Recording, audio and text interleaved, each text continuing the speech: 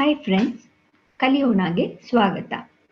ಈ ದಿನ ನಾವು ಎಕ್ಸೆಲ್ ಬೇಸಿಕ್ಸ್ ಫಾರ್ ಬಿಗಿನರ್ಸ್ ಅನ್ನೋ ಕೋರ್ಸ್ನ 4th ಮಾಡ್ಯೂಲ್ ಆದ ರಿಲೇಟಿವ್ ಆ್ಯಂಡ್ ಅಬ್ಸಲ್ಯೂಟ್ ರೆಫರೆನ್ಸ್ ಬಗ್ಗೆ ಕಲಿಯೋಣ ಬನ್ನಿ. ಈ ಕೋರ್ಸ್ನ ಭಾಗವಾಗಿ ನಮ್ಮಲ್ಲಿ 8 ವಿಡಿಯೋಸ್ಗಳಿದೆ.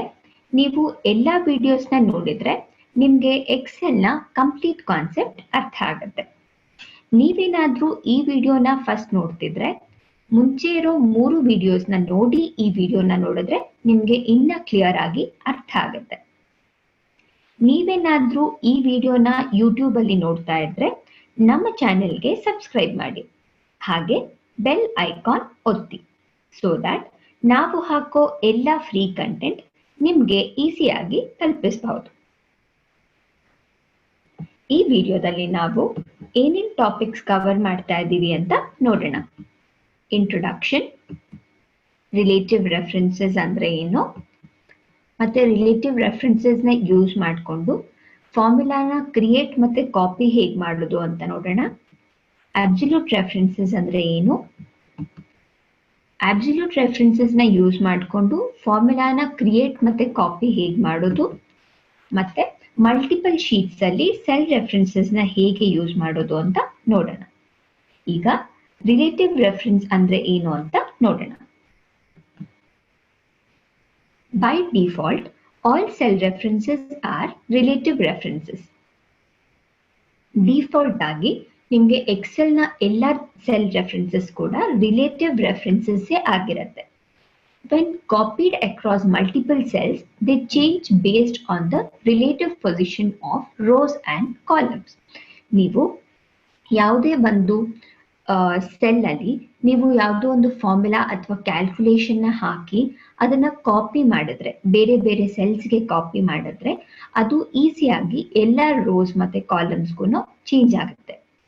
Relative references are convenient whenever you need to repeat the same calculation across multiple rows and columns. ನೀವು ಯಾವುದೇ ಒಂದು ಕ್ಯಾಲ್ಕುಲೇಷನ್ ನ ನೀವು ರಿಪೀಟ್ ಮಾಡಬೇಕು ಅಂತ ಅನ್ಕೊಂಡಾಗ ನಿಮ್ಗೆ ರಿಲೇಟಿವ್ ರೆಫರೆನ್ಸಸ್ ಅನ್ನೋದು ತುಂಬಾ ಯೂಸ್ ಆಗುತ್ತೆ. ಅದು ತುಂಬಾ ಕನ್ವೀನಿಯಂಟ್ ಇದೆ, ಯಾಕೆಂದ್ರೆ ಅದನ್ನ ಮಲ್ಟಿಪಲ್ ರೋಸ್ ಮತ್ತೆ ಕಾಲಮ್ಸ್ ಅಲ್ಲಿ ಕೂಡ ನಾವು ಯೂಸ್ ಮಾಡ್ಕೋಬಹುದು. ಈಗ ಅಬ್ಸಲ್ಯೂಟ್ ರೆಫರೆನ್ಸಸ್ ಅಂದ್ರೆ ಏನು ಅಂತ ನೋಡೋಣ. Absolute references do not change when copied or find. You can use an absolute references to keep a row or column constant. ಈ ರೆಫರೆನ್ಸ್ ಅಲ್ಲಿ ನಾವು ಫಾರ್ಮುಲಾನ ಡ್ರ್ಯಾಗ್ ಅಥವಾ ಕಾಪಿ ಮಾಡಿದ್ರೆ ಅದು ಚೇಂಜ್ ಆಗಲ್ಲ. An absolute reference is designated in a formula by the addition of a $sign. Absolute reference na row or column na constant agi irake matra use madkoಬಹುದು. Absolute reference na ಬೇರೆ rows ಅಥವಾ column ಗೆ copy ಮಾಡಬೇಕಾದ್ರೆ ಮುಂದೆ ನೀವು $sign ನ add ಮಾಡಬೇಕಾಗುತ್ತೆ. So ಆ $sign ನ ಹೇಗೆ ಆಡ್ ಮಾಡೋದು ಅಂತ ನೋಡೋಣ. ಇಲ್ಲಿ ನೋಡ್ತಿರೋ ಹಾಗೆ $A $2 ಅಂತ ಹಾಕಿದ್ರೆ ಕಾಲಮ್ ಮತ್ತೆ ರೋ ಎರಡು ಚೇಂಜ್ ಆಗಬಾರ್ದು ಅಂತ. $2 ಅಂದ್ರೆ ರೋ ಮಾತ್ರ ಚೇಂಜ್ ಆಗಬಾರ್ದು ಅಂತ. $A2 ಅಂದ್ರೆ ಕಾಲಮ್ ಮಾತ್ರ ಚೇಂಜ್ ಆಗಬಾರ್ದು ಅಂತ. ಸೊ ಇದನ್ನ ಯೂಸ್ ಮಾಡಿಕೊಂಡು ಹೇಗೆ ಫಾರ್ಮುಲಾಸ್ ಹಾಕೋದು ಅಂತ ಈಗ ನಾನು ತೋರಿಸ್ತೀನಿ. ಸೊ ಈಗ ಎಕ್ಸೆಲ್ ಓಪನ್ ಮಾಡೋಣ.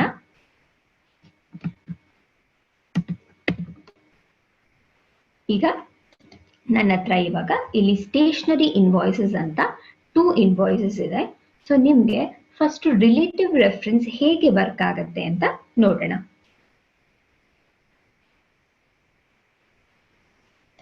ಸೊ ಇಲ್ಲಿ ನಾನು ಫಾರ್ಮುಲಾ ಹಾಕ್ತಾ ಇದ್ದೀನಿ. ಈಕ್ವಲ್ಸ್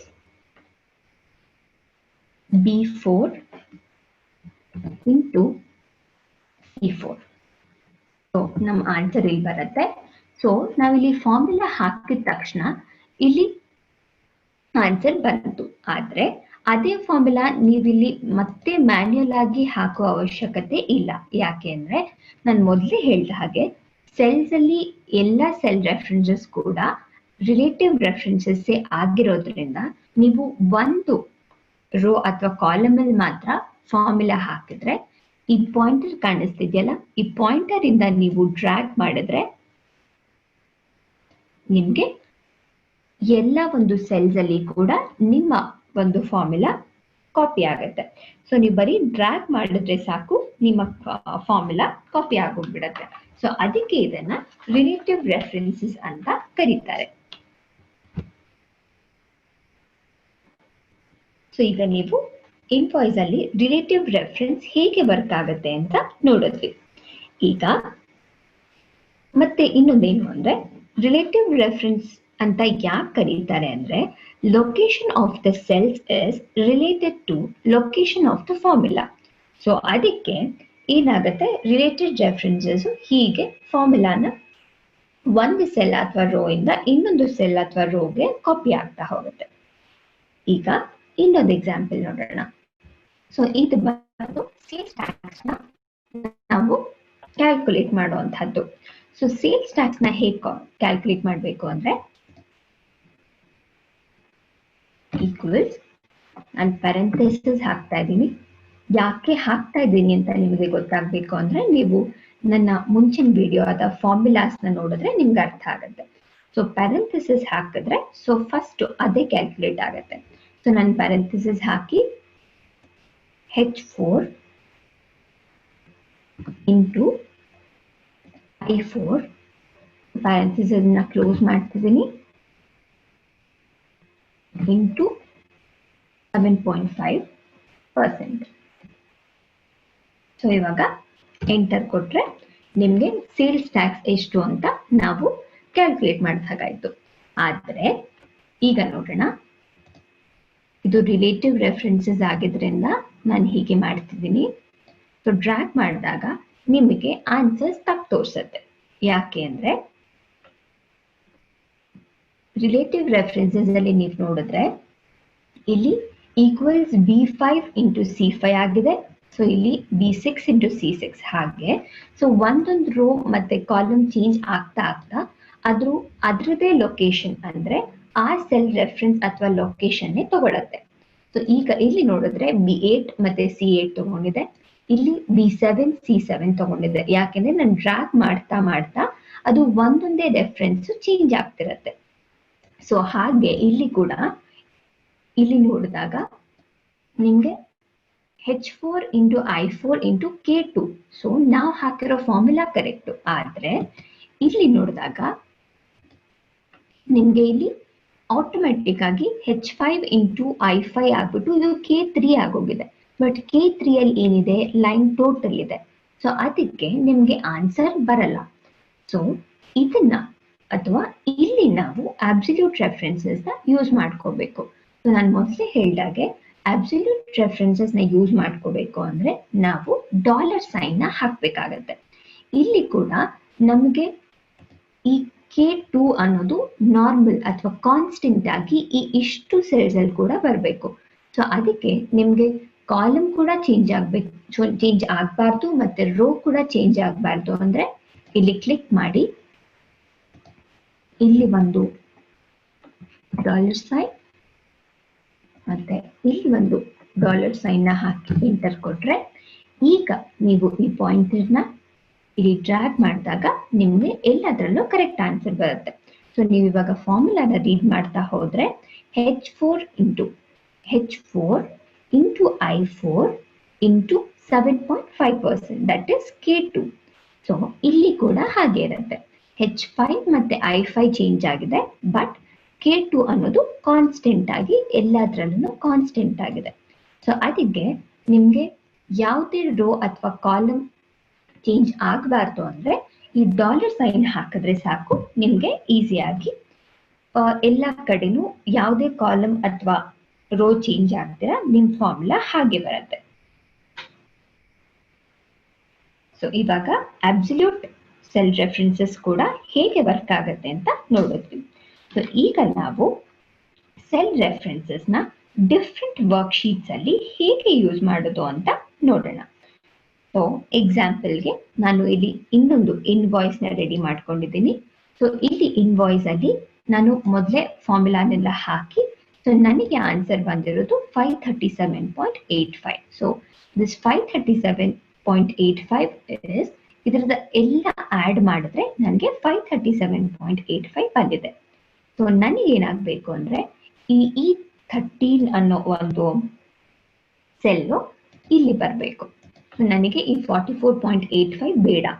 ಸೊ ಡಿಲೀಟ್ ಮಾಡ್ತಾ ಇದ್ದೀನಿ. ಸೊ ಡಿಲೀಟ್ ಮಾಡಿದಾಗ ನನಗೆ ಇಲ್ಲಿರೋ ಅಮೌಂಟ್ 537.85 ಇಲ್ಲಿ ಬರಬೇಕು.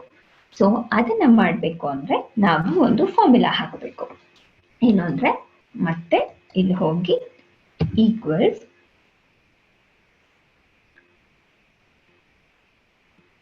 ಇಲ್ಲೊಂದು ಕೊಟೇಶನ್ ಮಾರ್ಕ್ ಹಾಕ್ಬಿಟ್ಟು ನಿಮ್ಮ ವರ್ಕ್ಶೀಟ್ ನೇಮ್ ಏನಿದೆ, ಸೊ ದಟ್ ಇಸ್ ಇನ್ವಾಯ್ಸ್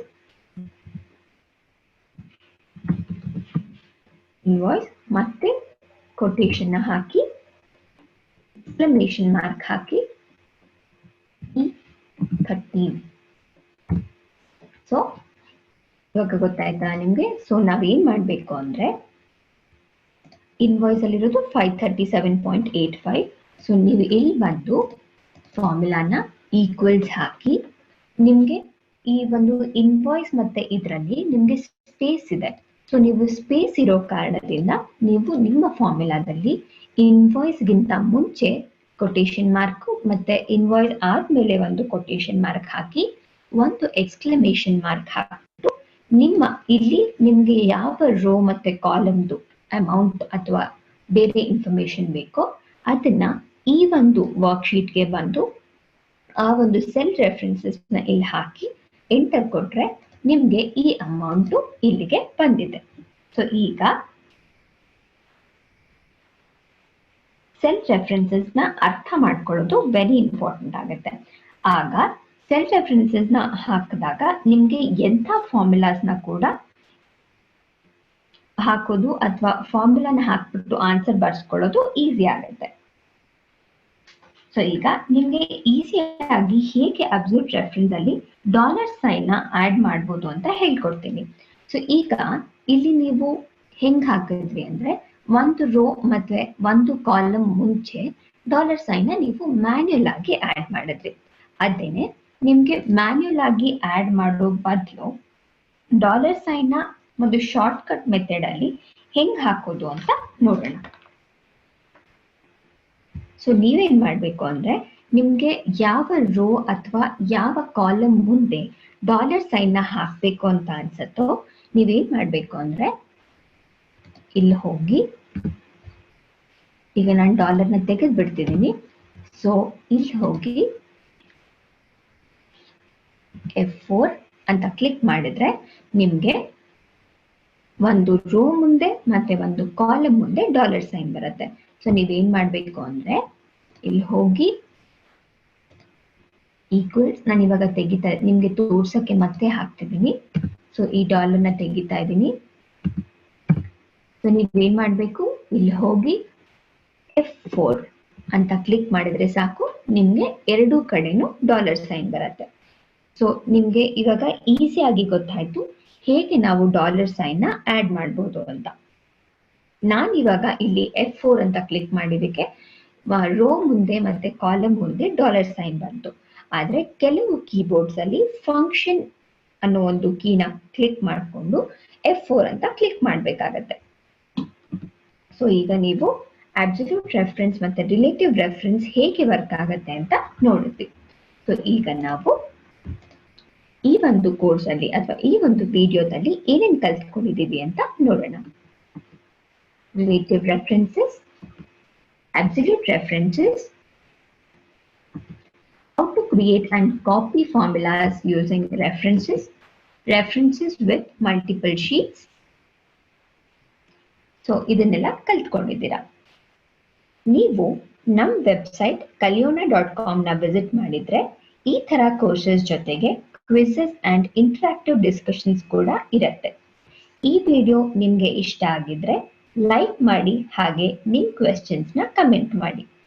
ಈ ವಿಡಿಯೋನ ನಿಮ್ಮ ಫ್ರೆಂಡ್ಸ್ ಜೊತೆ ಶೇರ್ ಮಾಡೋದು ಕೂಡ ಮರಿಬೇಡಿ. ನೀವು ವೆಬ್ಸೈಟ್ ಅಲ್ಲಿ ಈ ಕೋರ್ಸ್ನ ಕಂಪ್ಲೀಟ್ ಮಾಡಿದ್ರೆ ನಿಮಗೆ ಕೋರ್ಸ್ ಕಂಪ್ಲೀಷನ್ ಸರ್ಟಿಫಿಕೇಟ್ ಕೂಡ ಸಿಗತ್ತೆ.